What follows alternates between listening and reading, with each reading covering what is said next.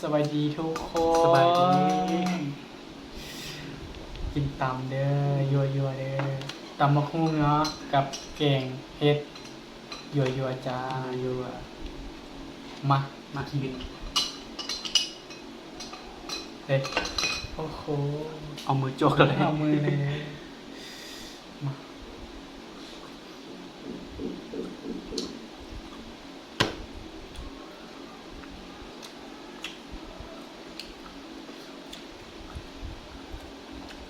ข้าวเหนียว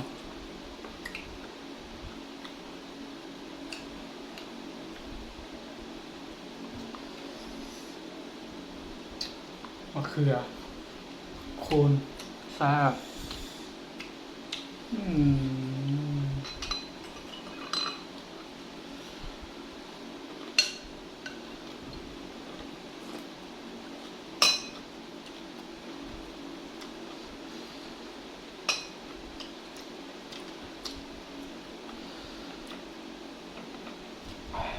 ใช่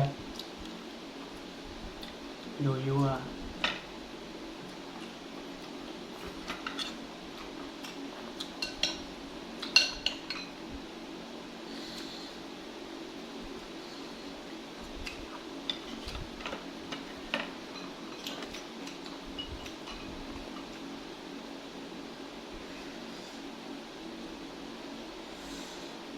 มาได้มาได้อืม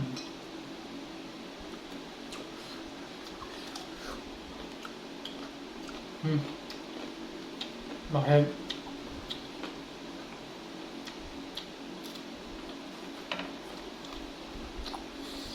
ฟ้า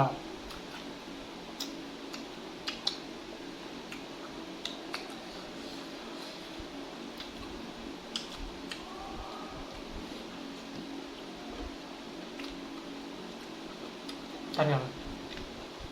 เดี๋ยวมา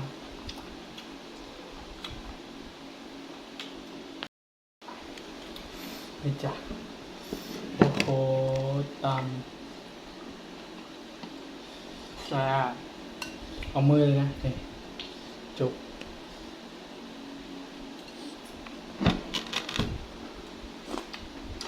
มะเขือ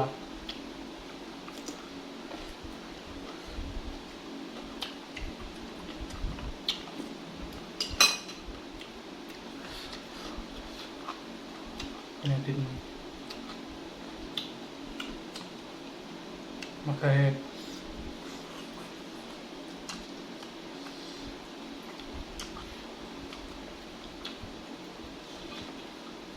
เพื่อสุขภาพ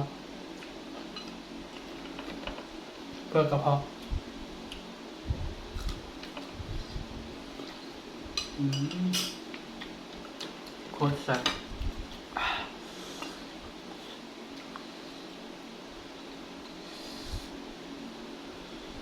นี่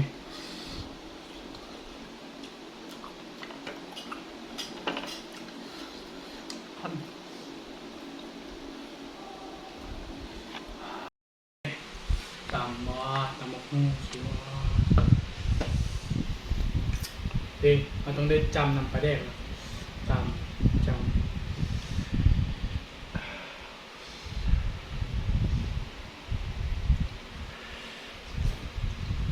อืมอืมอืม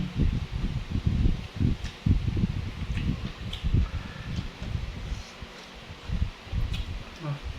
แซ่บโอ้ยเนียน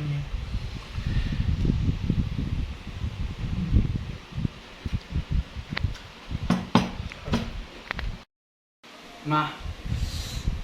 เขาได้กินตำมะฮุ่งเลยเนาะย่างเรียกแกงเห็ดนี่เลยทุกคนชิมาชิมเบิ้งว่าเป็นตาแซ่บบ่ซีมักก่อนเนาะ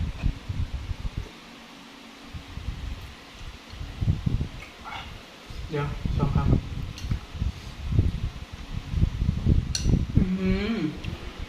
แซ่บ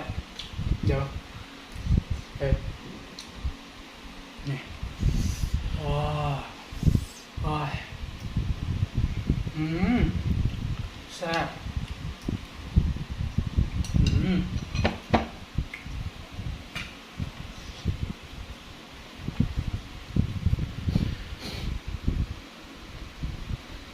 เออ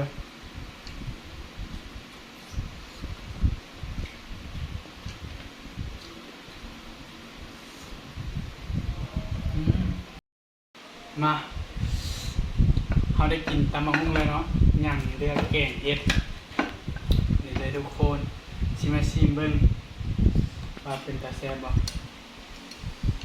ซีมักก่อนเนาะ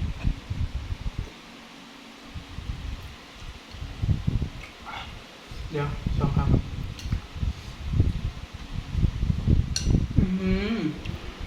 แซ่บเดี๋ยวไปนี่โอ้ยแซ่บ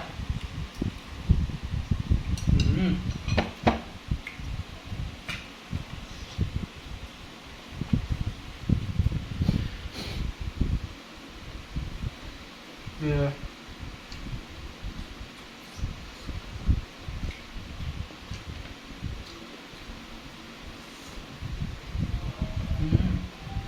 มะเขือ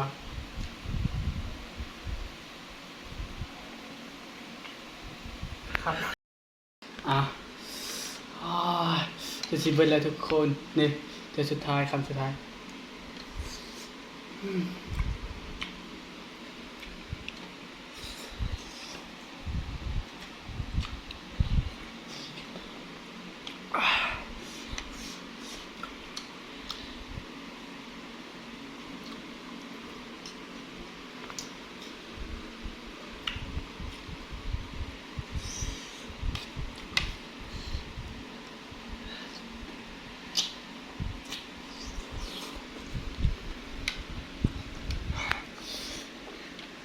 ต้องลาไปก่อนแล้วทุกคน คือเผ็ดแห้งแซ่บ เมื่อพบกันใหม่เด้อ